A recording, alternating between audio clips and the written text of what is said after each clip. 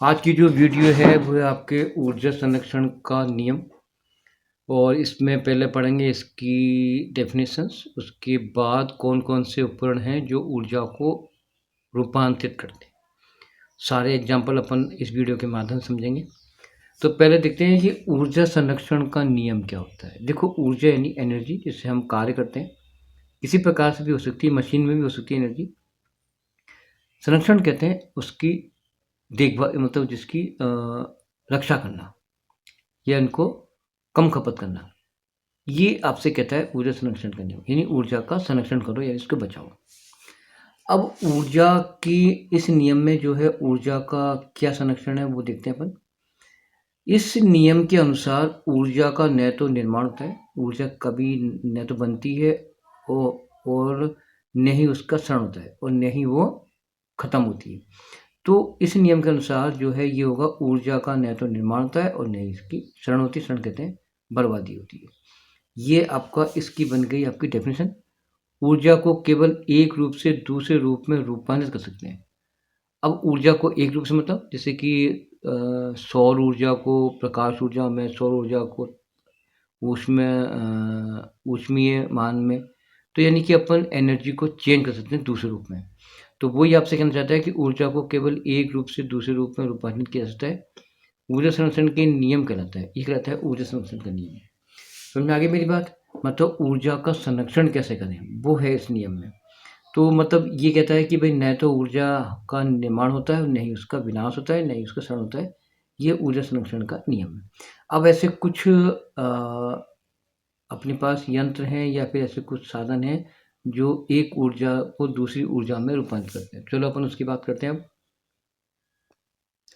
देखो, मैंने यहाँ पर उपकरण लिखे हैं और साइड में लिखा है ऊर्जा का रूपांतरण, यानी किस ऊर्जा किस रूप से किस रूप में परिवर्तित होती है। सौर सेल, सौर सेल आपने सुना होगा। सौर यानी सूर्य, सेल यानी आपका सेल होता है ये, जिसमें एनर्जी स्टोर होती है। तो ये हो गया सौर सेल। सौर सेल जो है ये चेंज क्या करेगा, प्रकाश ऊर्जा को विद्युत ऊर्जा में परिवर्तित करेगा। अर्थात जो सूर्य से प्रकाश आता है उससे ये चार्ज होता है, चार्ज हो जाएगा सौर सेल, और फिर वो विद्युत ऊर्जा में यानी कि विद्युत में परिवर्तित हो जाता है। अब इस जो आपकी जो विद्युत है उसको हम अपने यंत्रों को घुमाने में या किसी प्रकार से अपन काम में ले सकते हैं।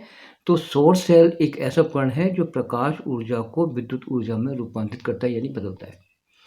Second, dynamo. डायनेमो यानी जनरेटर, यांत्रिक ऊर्जा का विद्युत ऊर्जा में रूपांतरण। डायनेमो आपने देखा होगा, उसको बोलते हैं अपन जनरेटर। और उसमें एक मशीन घूमती है, एक पंखा घूमता है, वो यांत्रिक ऊर्जा हो गई और वो विद्युत ऊर्जा में मतलब चेंज हो जाता है, यानी कि यांत्रिक ऊर्जा जो है विद्युत का निर्माण करती है। तो इसका जो डायनेमो है उसका जो ऊर्जा का रूपांतरण है वो यांत्रिक ऊर्जा का विद्युत ऊर्जा में रूपांतरण है। चलिए अब आते हैं मोमबत्ती का जलना। आपने देखा होगा जब लाइट वेट जाती है तो हम लोग मोमबत्ती जलाते हैं। अब मोमबत्ती का जलना किस प्रकार की ऊर्जा का रूपांतरण है, तो रासायनिक ऊर्जा का प्रकाश और ऊष्मीय ऊर्जा में, यानी कि रासायनिक क्रिया होती है, मोमबत्ती जल जाती है। अब वो या तो हमें क्या देगी, प्रकाश देगी, है ना, या फिर ऊष्मा ऊर्जा के रूप में, यानी कि हमें एनर्जी के रूप में, यानी कि उसलिए हम मोमबत्ती का उपयोग करते हैं। अब आता है विद्युत सेल। विद्युत सेल यानी कि ये जो है विद्युत सेल रासायनिक ऊर्जा, यानी कि पहले उसमें केमिकल्स होते हैं तो वहाँ पर रासायनिक क्रिया होती है, यानी कि मैंने यहाँ पे लिखा है रासायनिक ऊर्जा का विद्युत ऊर्जा में रूपांतरण। तो पहले तो होगी रासायनिक क्रिया बनेगी, फिर ये चेंज कायम होगी विद्युत ऊर्जा में, जिससे हम लोग अपने दैनिक जीवन के कार्य करते हैं। तो विद्युत सेल का जो कार्य करने का जो तरीका है, रासायनिक ऊर्जा का विद्युत ऊर्जा में रूपांतरण। अब आता है इंजन। इंजन किसी प्रकार के होता है, चाहे गाड़ी का, कार का, ट्रक का, बस का, कुछ का होता है। इंजन ऊष्मीय ऊर्जा का यांत्रिक ऊर्जा में रूपांतरण। ऊष्मीय ऊर्जा यानी कि एनर्जी उसको मिलती है जिससे वो गाड़ी जो है वो स्टार्ट होती है, उसके बाद वो मशीन यानी पहियों घुमाती है, वो इंजन होता है। तो ऊष्मा ऊर्जा का यांत्रिक ऊर्जा में रूपांतरण। ठीक है, चलिए अगला है माइक्रोफोन। माइक्रोफोन से ध्वनि ऊर्जा का विद्युत ऊर्जा में रूपांतरण, यानी कि जो ध्वनि ऊर्जा है विद्युत ऊर्जा में रूपांतरित हो जाती है।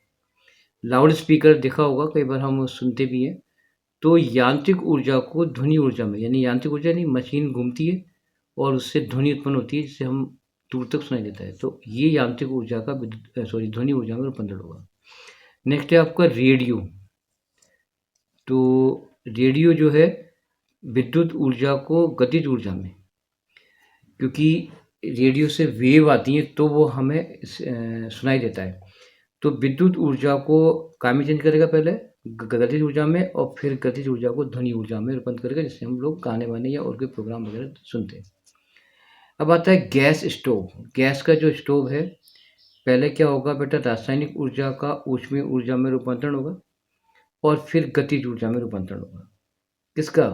गैस के स्टोव का।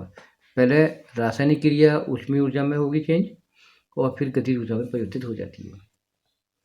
भाप का इंजन। भाप का इंजन जैसे आपने देखा होगा, अब तो खैर नहीं चलते हैं, पहले चलते थे।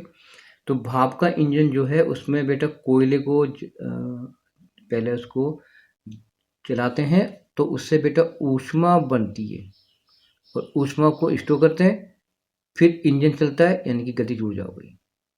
ठीक है, नेक्स्ट आ जाओ सितार। सितार में देखा होगा कि यांत्रिक ऊर्जा का ध्वनि ऊर्जा में बदलना। यांत्रिक ऊर्जा मतलब उसको, जो भी आपके पास इंस्ट्रूमेंट्स है जिनको आपको उसको यूज़ करना है, तो पहले उसके ऊपर ट्राई करते हैं, फिर बाद में वो ध्वनि ऊर्जा में परिवर्तित हो जाता है, यानी कि आवाज़ के अंदर परिवर्तित हो जाता है।